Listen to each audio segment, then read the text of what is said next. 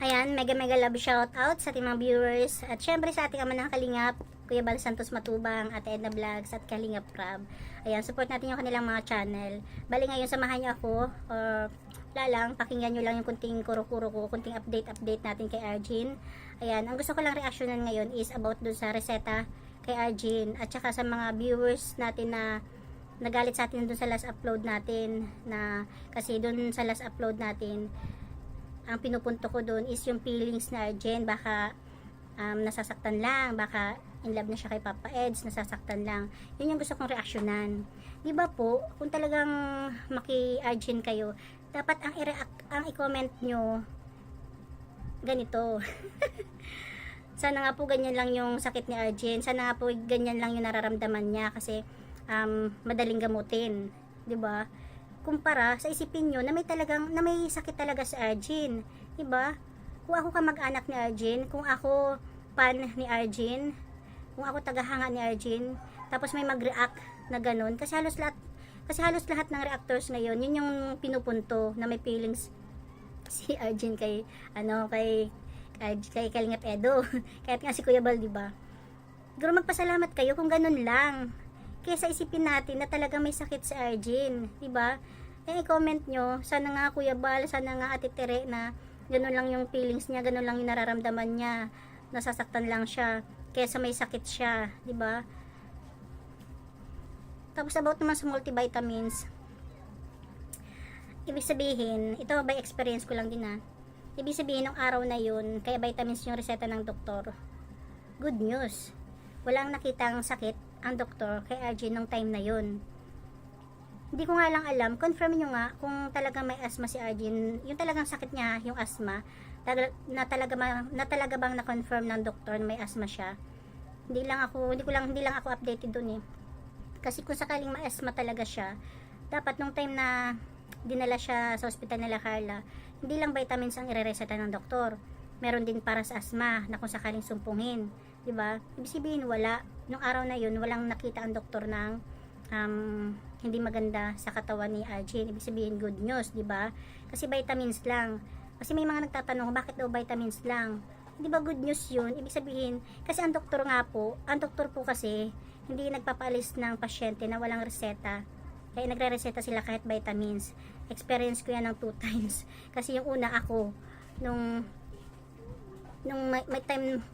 nung mga nakaraang taon kasi, talagang ang sama-sama ng pakiramdam ko, feeling ko may sakit ako, ganito, ganyan. Ang dami ko nararamdamang sakit na parang hindi ko alam kung kinakapos ba ako ng hininga, tapos naninigas ang kunti mga daliri ko, yung mga panga ko, yung likod ko, basta lahat ng nararamdaman ko. Hanggang hindi na ako nakatiis, pumunta ako sa doktor, yung sinabi ko yung mga nararamdaman ko, as in nararamdaman ko yun ha. Pero ang sagot lang sa akin ng doktor, nervous attack. O di ba? Dahil ayaw ko pa maniwala sa doktor, nag-suggest siya na kung ayaw ko raw maniwala, magpa-laboratory ako para doon ko malaman na talagang wala akong sakit, para mas mapanatag yung isip ko. O di ba? Nervous attack.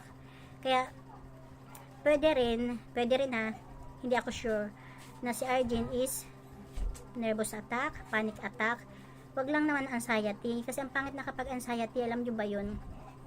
Kapag anxiety, marami na maapektuhan sa gawain niya sa araw-araw, di ba? Hindi niya kakayanin na maging nursing. Promise, kapag may anxiety, hindi niya talaga makakaya yun, dahil ang may anxiety, hirap nang gumalaw ng mag-isa. Alam nyo ba yun? Kaya sana wala pa siya dun sa level na anxiety. Kasi yung pwede panic attack, nervous attack, di ba? Kung hindi man talaga pala broken hearted, kung hindi naman pala talaga about kay Edo, baka may mga nervous attack siya or panic attack, kasi kasama din sa pag-iisip niya sa mga problema, di ba? Lalo pa lately, ang dami niyang isipin ng vlog sa kanya na Kalingap Edo, di ba, na dami niyang bayarin. Yun. Kaya multivitamins lang yung nareseta ng doktor. Tapos sabi nga ni Kalingap JJ, sa tingin ko nga, kahit si Kalingap JJ, sa tingin ko lang ha, kahit si Kalingap JJ, nag-iisip talaga siya na pwedeng anxiety, pero sana wala pa naman sa ganung level. Kaya kailangan ipa-check up. Sabi nga ni Kalingap Edo daw, gustong ipa-cardio. sabi naman ni Kalingap JJ, kailangan ipa-general check-up muna. Na yun naman talaga ang dapat. Kasi hindi naman pwedeng pumunta si Arjun sa cardio ng direkta. Kasi hanapan sila ng referral galing sa doktor na pina-check-upan. Tapos, pag napa-general check-up sila, hindi sila pwedeng kung anong gusto nila. Kasi yung doktor mismo ang magsasuggest, magbibigay ng referral kung para saan ang pwede nilang ipalaboratory. Halimbawa, bigyan sila ng referral para sa cardio. Yung katulad ng referral na binigay kina Carla, yung to the echo, diba? Para nga naman, magkaroon ng kapanatagan si Edo, malaman kung may sakit ba talaga o wala. Kasi yun yung sasabi ko na 2 times akong naka-experience ng, diba? Yung pangalawa naman na na-experience ko, yung sa kamag-anak ko, pilit niyang inaano sa sarili niya na may sakit siya. Yung doktor na nga mismo ang nagsasabi na wala siyang sakit, na okay lang. Talagang yung kamag-anak ko pa yung nagsasuggest na ganitong palab niya, ipalaboratory, ganito ang gawin. Pero yung doktor hindi pumayag kasi nga ibig sabihin walang sakit, wala. Hindi siya pinayagan na ganun ang gawin. Diba? Nagpalit-palit siya ng doktor. Yung doktor na mismo nagsasabi na wala siyang sakit, ito ganyan, na pwedeng stress lang, yun nga, nervous attack, panic attack, diba? Kaya sana, doon sa mga viewers, kung may mga nagre-react about sa baka feelings lang para kay Edo, o may nervous attack lang, o diba, hindi mas ipag-pray nyo na sana ganun nga lang. Kasi parang nagagalit pa kasi kayo eh.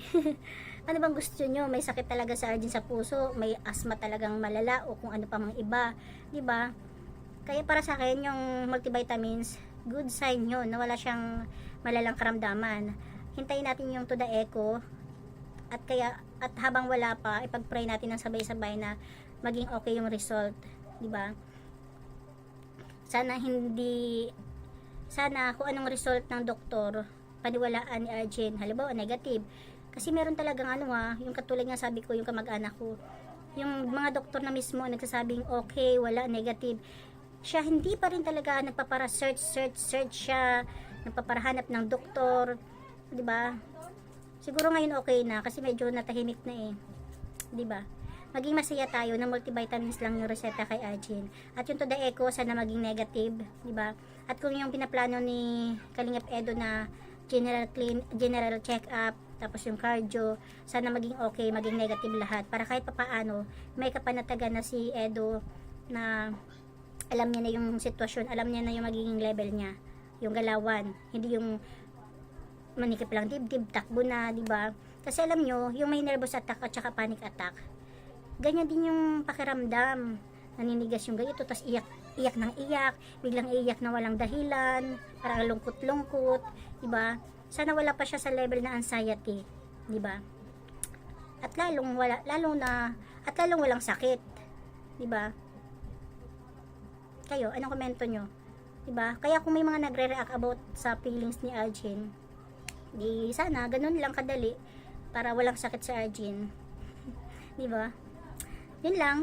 Kasi kaya lang naman nakapag-react yung iba na about sa feelings ni Arjun. Kasi nga daming questionable, lalo na dun sa pagdala sa hospital. Diba? Sabi ni Kalingap JJ, ang lapit lang naman ng hospital sa apartment. Tapos yun, tanong ng mga viewers tuloy, bakit tinawagan pa si Edo at hinintay pa? Ang tagal pa. Sabi nga ng ate ko, kasi makikalingap din talaga yun, nanood siya. Asan daw yung mga ginamit habang hinihintay si Edo? Yung mga ginamit ba para makahinga-hingan ng maluwag si Arjun, diba? Tapos yung kasi, basta, ang topic lang pala natin is about dun sa reseta, tsaka sa mga viewers na nagagalit sa mga nagre-react about sa feelings ni Arjun. Dapat matuwa kayo, ipag-pray nyo na sana ganyan lang nararamdaman ni Arjun para wala siyang sakit, diba? Mas okay na yung broken hearted kaysa sa sakit sa puso. Kasi yung broken hearted, pwedeng madali lang gamutin yan. Pero yung sakit sa puso, dala-dala niya na yan. Yan yung traitor na sakit, di ba? Kasi hindi daw asma yung umatake eh. Ano pa yun? O sana kung sakali stress lang, nervous attack tsaka panic attack, walang gamutan din yan, kundi sarili lang, di ba? Tanggapin sa sarili na may panic attack, may nervous attack, kalmahin ang sarili, kalmahin. Kasi ako nga, dahil umatake na sa akin ng nervous attack, pag inaatake ako ng ganyan, hindi na ako nag-aalam dahil alam ko na. Kasi pag nilabanan mo pa ng nilabanan, matatakot ka, parang feeling mo may sakit ka, parang feeling mo nahirapan kang huminga, parang feeling mo basta hindi maganda, di ba? Kaya sa may mga nervous attack, panic attack, mas magandang naagapan tingnan kasi bago man lang mapunta sa anxiety, di ba? Sana wala pa sa anxiety si Arjun. At sana mas lalong walang sakit sa puso o kung saan pa man, di ba? Kaya multivitamins lang yung kanyang reseta dahil walang sakit na na-trace yung doktor. Ayan. Pray natin yan ng sabay-sabay na maging okay si Arjun, diba? Kung stress man yan, sana mawala yung mga stress niya. At kung stress man yan, nervous attack, panic attack, walang ibang makakatulong sa kanya kundi sarili niya.